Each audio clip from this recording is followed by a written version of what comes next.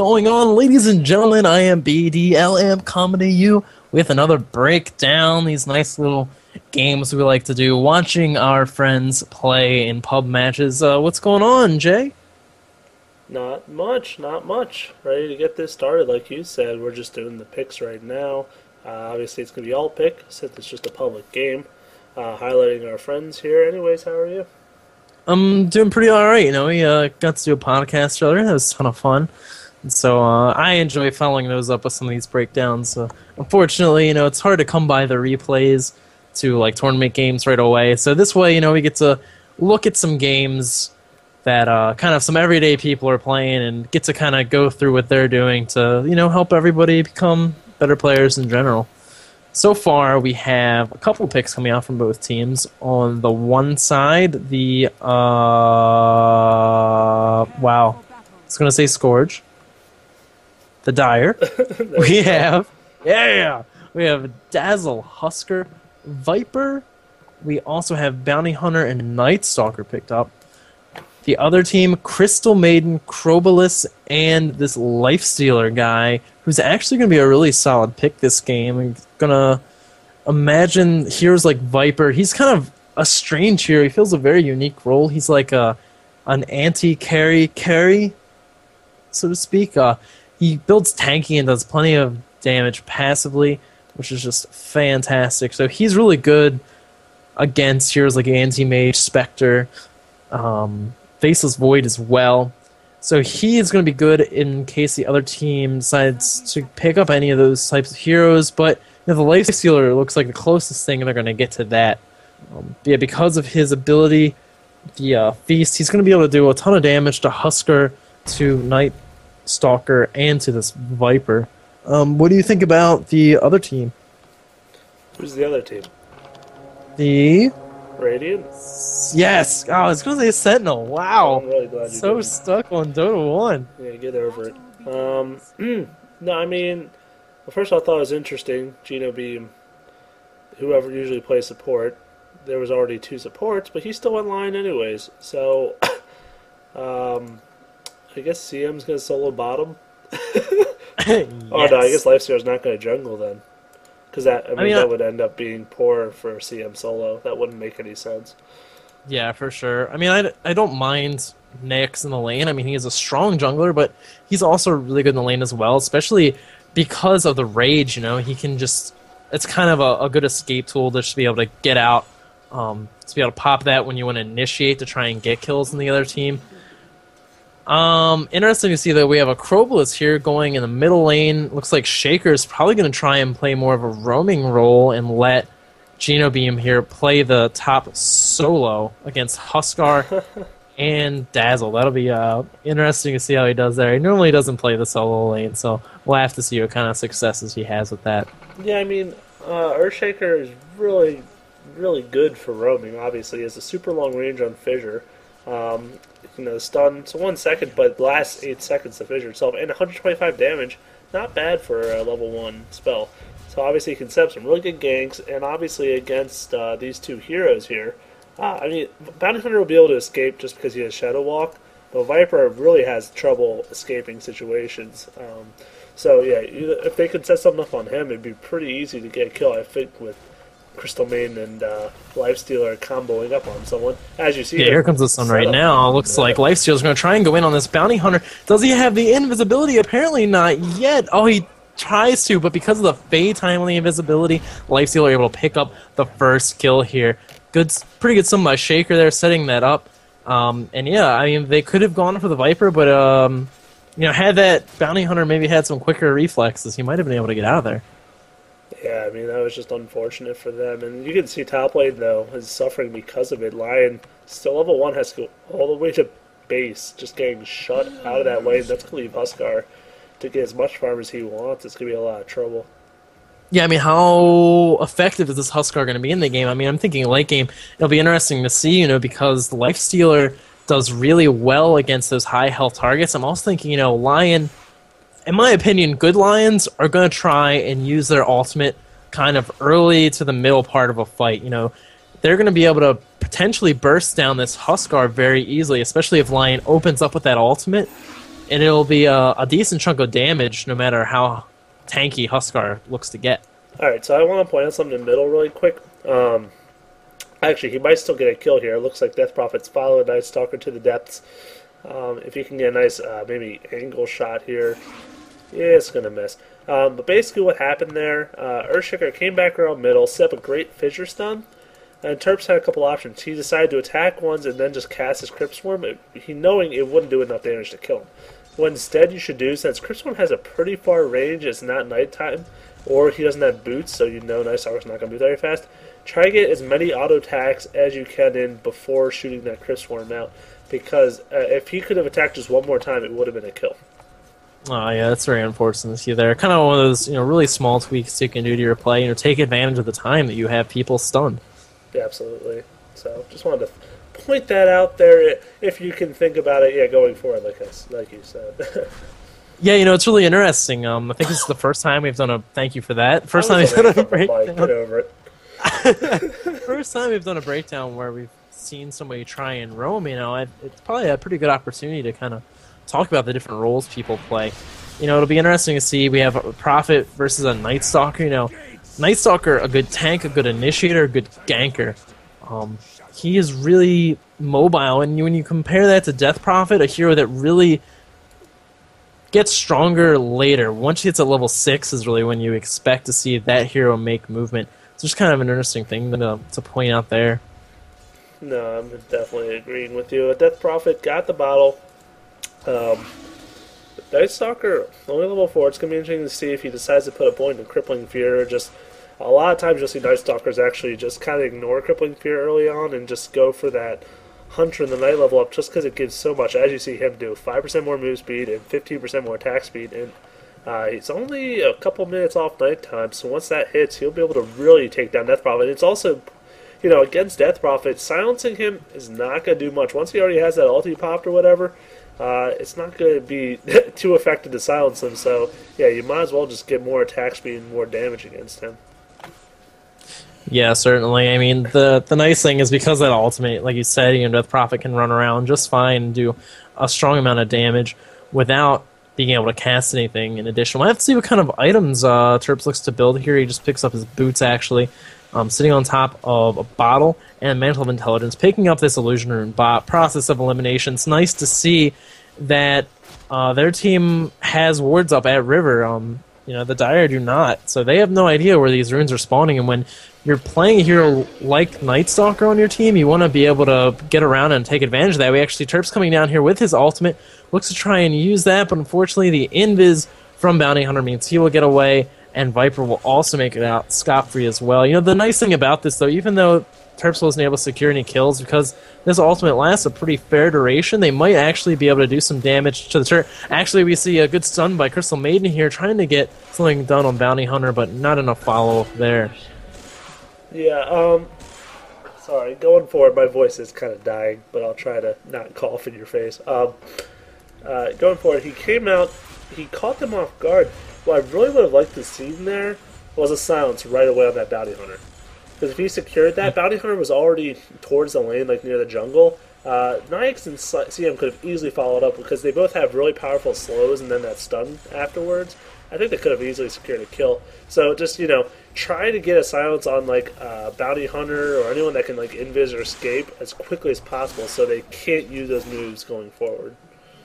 Yeah, they are able to do a significant amount of damage to these towers, but they have to know by now that Night Stalker's missing. He's going to try and come in here, see if he can get a kill. It is nighttime, so he's going to be very effective. The Gate Cowboy actually taking a significant amount of damage down here. He might actually be a pretty easy pick-off at this point, as well as CM, who gets so low, will die to the poison on Viper. Viper will pick up a double kill here.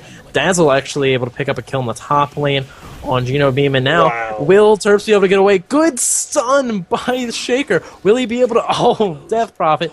Blind Waves, able to pick up a kill there. Good to see. Excellent play from both of those heroes. Yeah, Earthshaker coming at just the right time to support there. Really good map awareness to teleport in and support his buddy. Looking to set some another stun here actually looks like, yeah, almost able to cut him off there. It's funny, actually, I was watching some of the replays from BenQ, and the commentators now were actually talking about Shakers. Some of them actually skipping the Enchant Totem. And, really, when you want to level up Earthshaker, you want to try and max out Fissure first. then max out Aftershock. But if you pick up Enchant Totem, the 1 rank of it, that'll give you an additional opportunity to pick up Aftershock. Because you only have the 1 stun on such a long cooldown, you want to be able to have other opportunities to interrupt channels, to interrupt TPs, and picking up the 1 point Enchant Totem definitely provides that. Absolutely. So yeah, it can go either way. It looks like, I mean, he's laid some good fissures already. And then putting another point in Aftershock's only going to give you another 0.4 second stun duration and 20 damage. So, not really necessarily that big a deal in the grand scheme of things. Also interesting to note, Lifestealer is putting all his points into Feast, rather than maybe going for Rage or even Open Wounds. What do you think about that? I don't know. I'm busy plugging our channel in all chat. Pardon me. The Feast ability actually allows him to do what he's doing right now, and that's hop into the jungle, pick up some additional farm. They've killed that tier 1 tower, so now he's going to have the ability to go into that jungle, clear it quickly, and help pick up some stuff there. Actually, in the middle lane, we have a ton of nonsense going on. Earthshaker getting very low. Good swarm by Death Prophet, going to do some damage. Earthshaker might just barely get out of here with his life.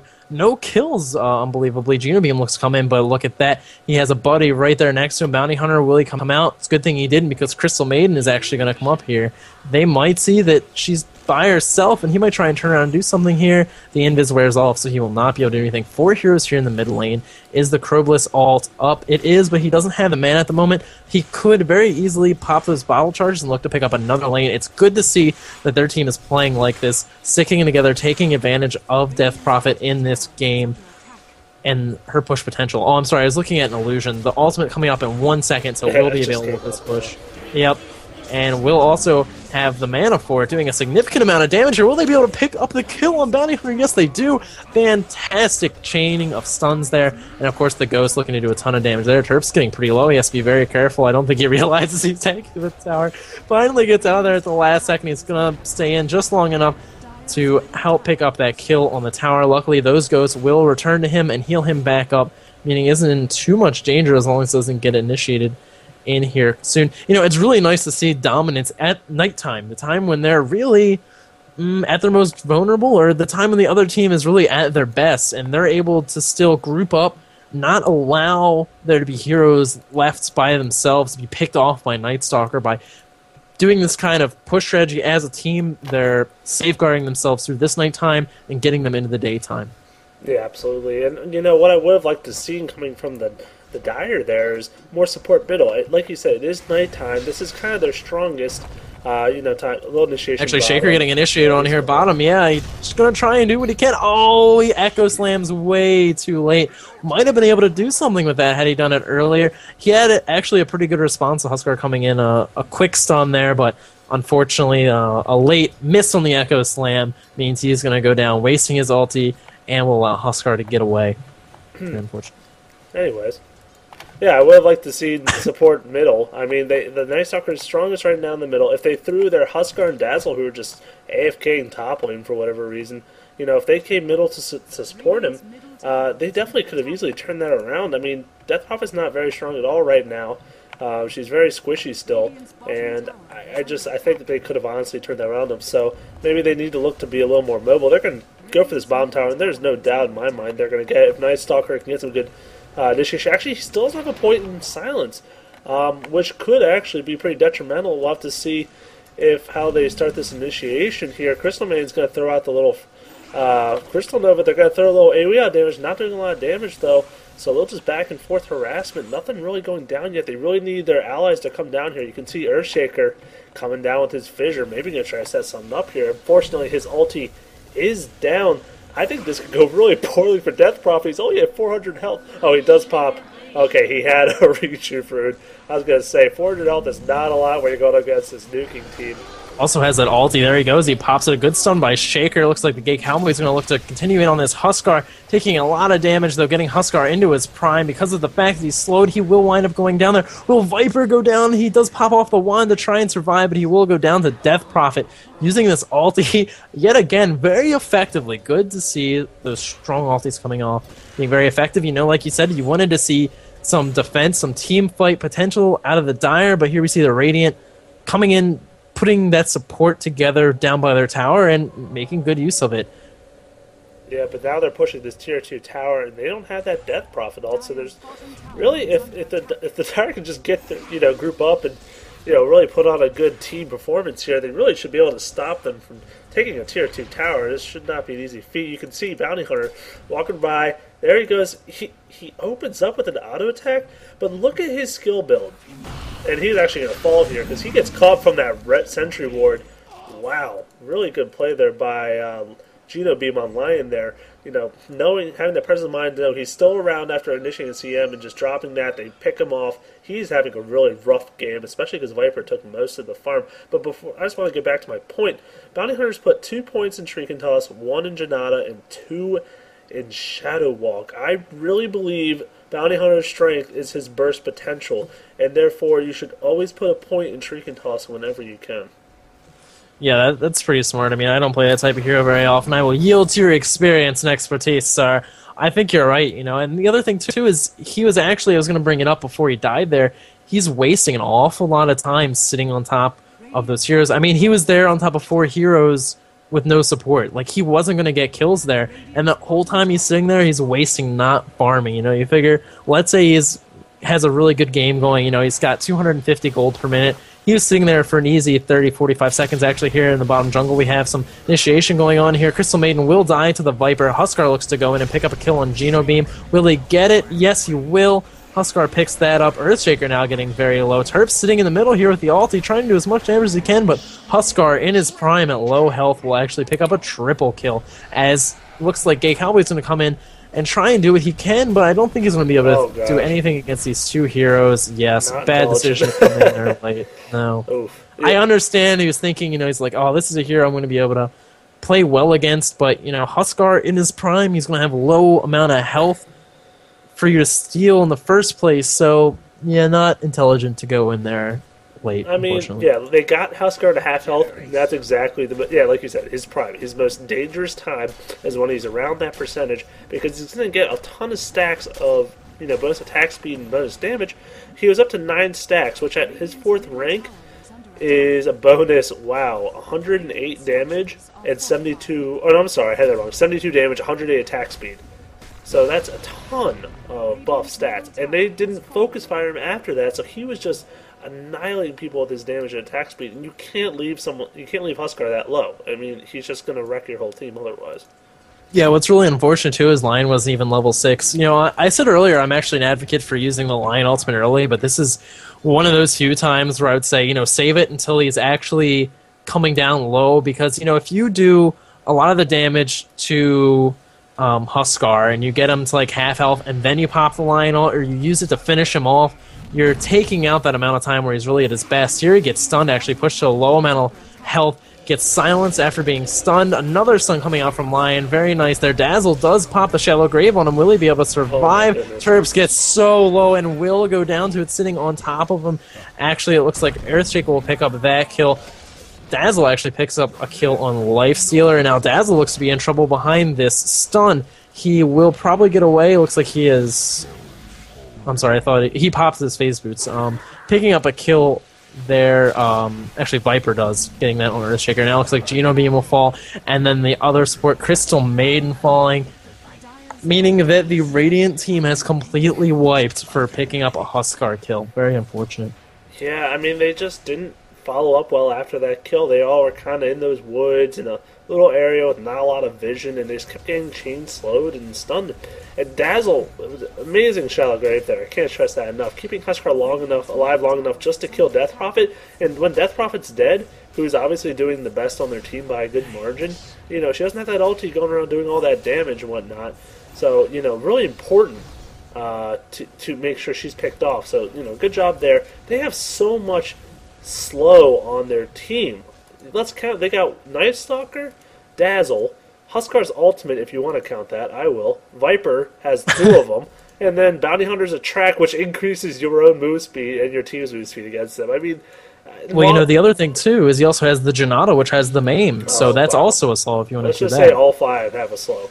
That's pretty. I mean, while they don't have any hard CC per se, it's obviously showing how effective it can be.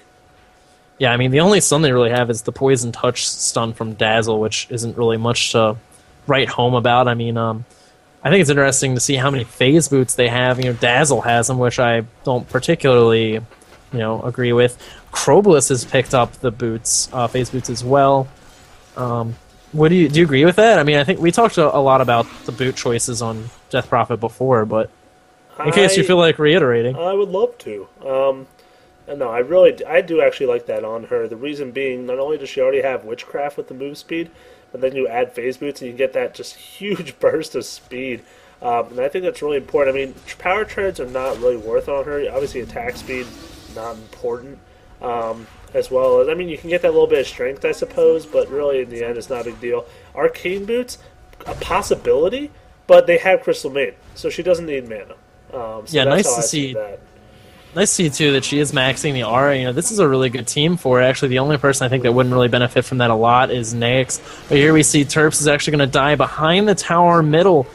Shallow Grave used on Dazzle to keep him alive. Will that ensure him getting away? Yes, it will. They're just trying to run for their lives at this point. They wanted to come back and try to pick up a kill on Night Stalker, but that will not happen. And now Lifestealer will go down as well to the Huskar to defeat him. The Viper Slow will get applied here to Shaker. That will allow Night Stalker to catch up. A pretty good stun by Shaker, but they are going to be able to run through, continuing to slow down this Shaker. And in comes an ulti from Huskar. Maybe perhaps overkill, but you know what? He just wanted a piece of the action, man. He just wanted, that assist. It just happened to be the last hit, No, I mean, what happened there, essentially, which made this turn into a really poor fight for the Radiant, is that Death Prophet got caught out. She went behind the tower, when really what they should be focusing on is actually just attrition, just pushing it down, let that ulti come out, do its damage. I mean, when you had that ulti out, you're really scary, but what happened is she went around the trees here, and she got silenced right away from Night Stalker. And, when she can't cast her ult or anything, she's really just, she's worthless. Let's be honest. She's an it hero that only can auto-attack. Not a big deal. She got silenced, and then everyone was TPing in at that time, and she really just got caught out of place. And as I was saying before, since she's kind of like the only one doing half decent on her team, I mean, Lifestealer's not doing bad, but, she really needs to be there for those team fights, or they're just not going to win them. The other thing, too, is they really have to focus on killing these towers. I mean, I think Nyx is the key to winning this game if it goes late. And so they just really need to work on pushing this game towards the end game for them. They need to focus on getting this team gold, getting some additional farm on this Lifestealer, let him get nasty so he can tear apart the heroes like Night Stalker, like Huskar, and Viper as well, who are going to be building the health that makes him a stronger hero. Absolutely. I kind of want to point out, I watched in a previous fight, it appears, Augment Scepter, you can get that in a little bit, but I saw Dazzle cast a Poison Touch on Lifestealer, so he activated Rage, but he still got slowed and stunned. Interesting, so I guess it's superior magic then. Yeah, which is really interesting to note there. So that Poison Touch, which does, after a couple ticks, actually stun the target at ranks 3 and 4. Apparently that's like a superior magic that will still stun through magic immunity if you've already cast it on the target. Like, I guess here by the Ancients, Night Stalker is going to look to go in on the Gay Cowboy using that Augment Scepter at nighttime. Gay Cowboy doing what he can. He's actually holding up pretty well here. It looks like the Bounty Hunter is going to try and come in here. The main will probably get applied, slowing him down. The SS Shuriken toss, and that's going to be enough. I mean, look at that. That's what I'm talking about. Nyx has the potential to do just fine here. It looks like Terps also might be in trouble going down as well. A good Echo Slam, but it will not be enough. Viper will live long enough to make sure that Death Prophet goes down. And now it looks like Shaker is going to go down as well. I don't know if you have how your fall gets set up, but I'm just watching Night Stalker run around with his Augment Scepter, and that's actually what helped him pick up that kill there onto Nyx. He was just running around through past the middle lane, going towards top, and he just happened to notice that Nyx was there killing the Ancients because he gets unimpeded vision in that area at night, and that is huge. Yeah, I mean, the Augment Scepter is a really interesting choice. Generally, you'd like to see that as well as a Black King bar, especially against this lineup. I mean, with Earthshaker and Lion providing really good CCs. Actually, Crystal Maiden too. They have a lot of magic CC / damage. BKB would also be another effective pickup, but I guess he feels like it is 28-8. I mean, they are at a huge advantage because of that. So he's not necessarily, I guess, worried about getting locked down in these team fights since they are really good. They're picking off these people like one at a time. And if you let Night Stalker pick off someone one at a time, he's going to win that every time. At nighttime, at least. Yeah, that's the unfortunate thing is, as Night Stalker continues to level up, he'll have his ulti. If you pop that at night, it extends the duration of the nighttime, and once you get that to level 3, the amount of time in the game that is night is significant. And what the Radiant are really going to need here is to get wards on their half of the map in their jungle so that they can kind of get some opportunities to farm. I mean, just look at where the enemy team was running around, in their jungle, up by that tier 2 tower that went down top, actually. Just they're not really afraid, and they don't have a reason to be when it's nighttime and they have the huge advantage they have. And now extending that advantage, picking up Roshan, a really good decision. If you have the enemy team pegged, you have them on their back heel, they have to try and push out their lanes, they don't have vision, you can easily take Roshan. I mean, just the fear of not knowing if they're at Roshan or maybe they're just in our jungle farming, we could run into them and then get ganked, and just that fear is going to keep them in their base. So you can easily counter ward near Roshan to make sure that they don't have any vision and take it easily when you're in this situation, just as the Dire have. No, I'm definitely in agreement. It looks like Crystal Maid's going to get picked off, gets thrown off there, and then here's a major slow death, probably getting ulted actually by Viper, and then tracked. Most certainly going to fall. That's going to spell probably the downfall of this middle lane as you see the Dire grouping up for it. I kind of want to throw out there also the fact, I mean, not that it's super important, but Bounty Hunter, because he has low farm, decided to actually go Medallion of Courage. So really strong pickup for a low farm Bounty Hunter. Yeah, I mean, I kind of really like it in general. I mean, there was a lot of debate, like, right when he came out about how people wanted to try and play him because they're like, oh, well, do we get the Battle Fury, or do we try and go for something else? And Medallion of Courage is one of those things that I thought of right away because he is kind of dependent upon the mana. He does like to be able to throw out the Shriek and Toss. He does like to run around invisible as often as possible. So picking up that item gives you some of that mana regeneration. It gives you some armor for the laning phase, and then when you finally do decide to come out of invisibility, you can use that Medallion of Courage to help give you some additional ganking power. Yeah, I mean, obviously, this middle tower's gone in 25 minutes. Or middle lane, I'm sorry. Oh, big burst damage on Bounty Hunter. He's still not going to fall. That's very unfortunate. Huskar looking to use his ulti, go in on someone. Not going to be able to. They could probably just push this down middle. I mean, I think at this point the Radiant's kind of given up hope, and they never kind of took off. They had potential. They did a good early push on that bottom tower. But then they just kind of overextended a lot when they really should have been just focused on picking off heroes and just pushing lanes. And that's what their team looks like they're really good at. And then late game, if Lifesteal could get that farm, he would have been such a wrecking force, but he never got there. He's a wrecking machine! Oh, not yet. I'm sorry, I had to. I just, you mentioned wrecking, I had to go all the way with it. But yeah, it looks like the Radiant toilet's been broken and they're just kind of chilling in the fountain, unfortunately. I look like Death Prophet was looking to go to finish a Bloodstone. A good pickup on her, something we've talked about before in our little patch review when she came out, her and Ursa. Good decision there. This is Crystal Maiden. I think she's been watching me play, man. Look at that. Maxes out the aura, doesn't pick up the ulti at level 6. I like it. Pro? Might be a pro. Might be. I mean, I'm not saying my build's the pro build. I'm just saying. Pros build that way. Actually, they don't. But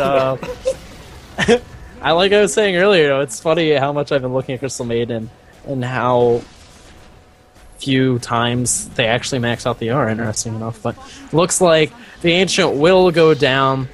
I don't know, buddy. Do you have any closing thoughts? I mean, you kind of already gave them. I already gave my closing thoughts, a little early, but yep. Yeah, just obviously maybe better coordination.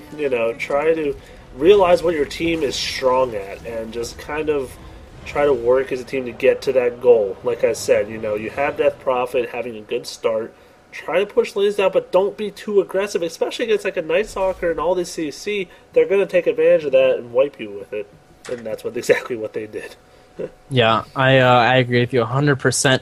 Join us next time as we look to do the same thing and hopefully can continue to provide you guys with some little tidbits of information left and right to help you and apparently help us as we learn that Poison Touch by Dazzle is superior magic. So everybody gets to learn on this thing. It's fantastic. So join us next time with another breakdown.